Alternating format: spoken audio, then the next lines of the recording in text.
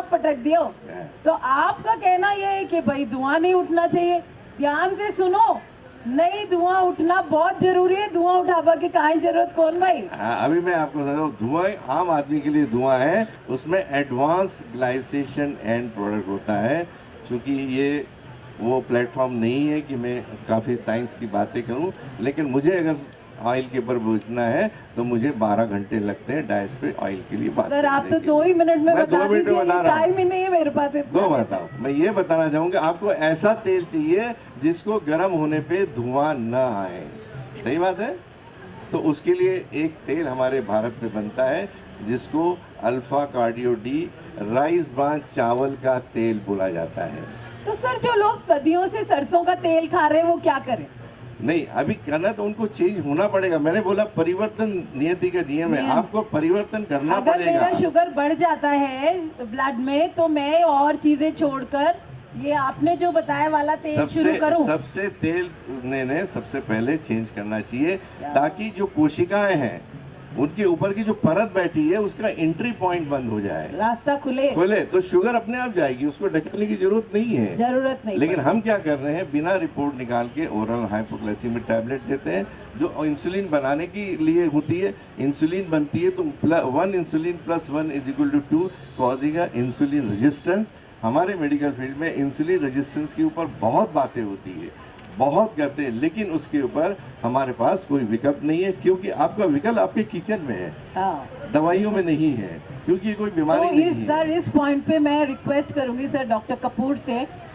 Sir आपने एक बहुत बड़ी स्टेटमेंट बोली, हमने अभी क्या सुना, विकल्प कहाँ है हमारी रसोई में और हम ढूंढते विकल्प डॉक्टर के पास। तो डॉक्टर साहब ये विरोधाभास को कैसे एड्रेस किया जाए?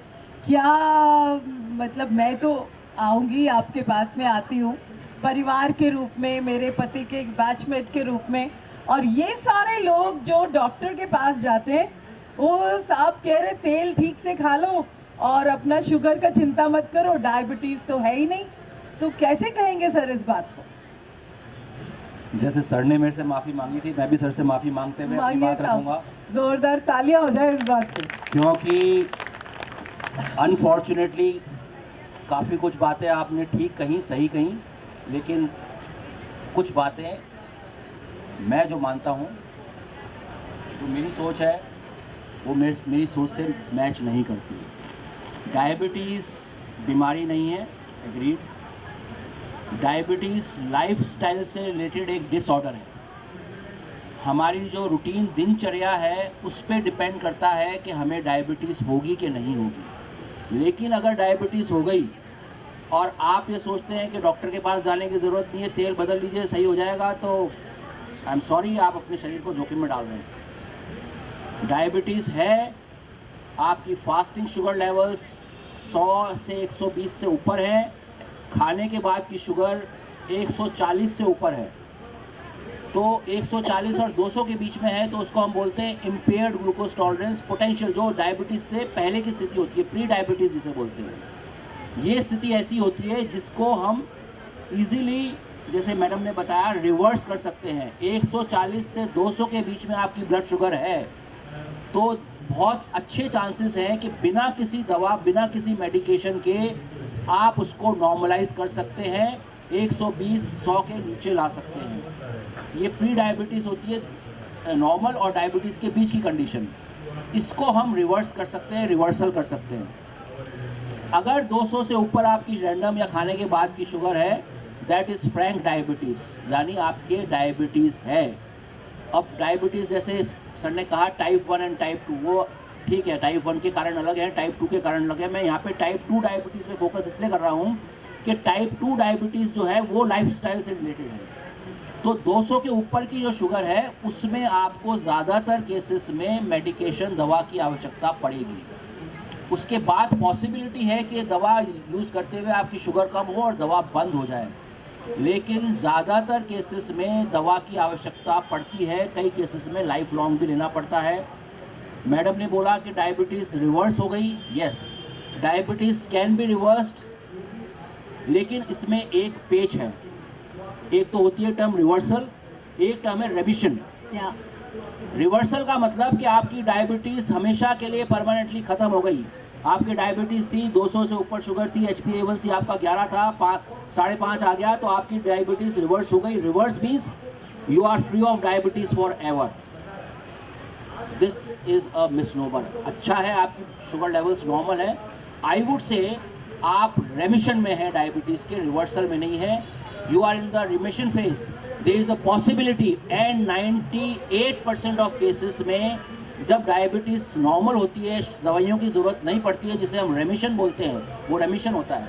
रिवर्सल हो सकता है इन 2% of the cases. You would be very fortunate आप अगर उन 2% केसेस के रिवर्सल वाली कैटेगरी में आते हैं। सर उसके लिए काफ़ी मेहनत करती हूँ, वापस से अपने पुराने लाइफस्टाइल पे नहीं जाती हूँ।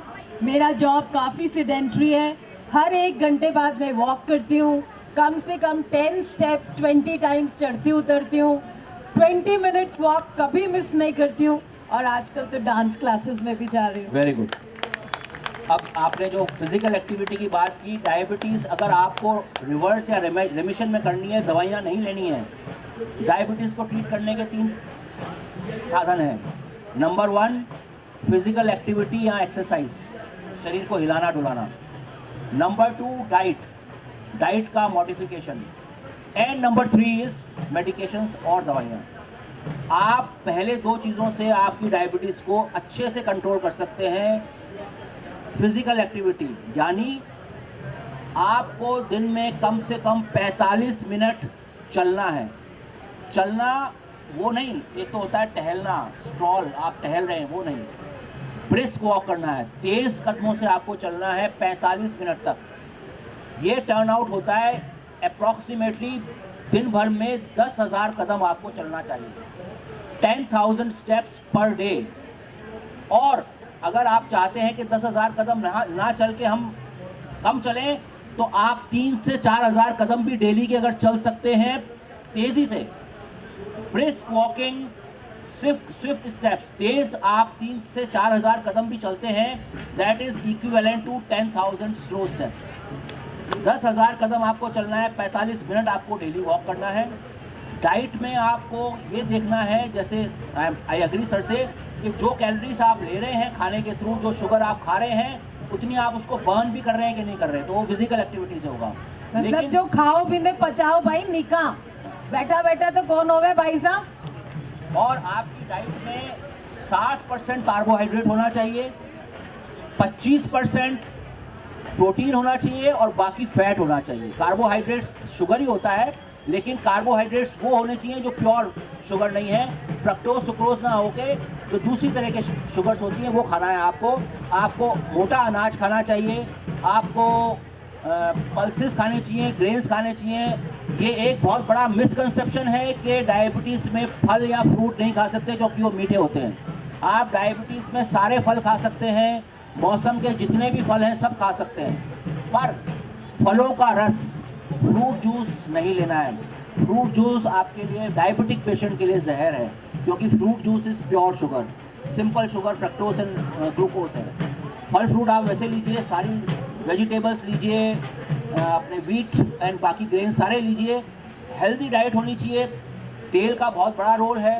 ऑयल आपका, आज की तारीख में एक भी सर ने राइस ब्रैन ऑयल की बात की, राइस ब्रैन ऑयल या किसी भी तरह का ऐसा आज की तारीख में कोई भी तेल या ऑयल मौजूद नहीं है जिसको हम आइडियल कह सकते हैं कि हाँ आप ये तेल लेंगे तो ये 100% बढ़िया है। इसके अलावा आपको किसी तेल की ज़रूरत नहीं है, क्योंकि हर तेल में पॉली अनसैचुरेटेड फैट्स होते हैं, mono unsaturated and saturated fats. जिस तेल में PUFA poly unsaturated fatty acid ज़्यादा होंगे वो बेहतर है, जिसमें सैचुरेटेड फैट्स होंगे वो ख़राब है। लेकिन ऐसा कोई भी आइडियल तेल नहीं है कि आप, मैं बता दूं कि ये तेल ले लीजिए सबसे बढ़िया है।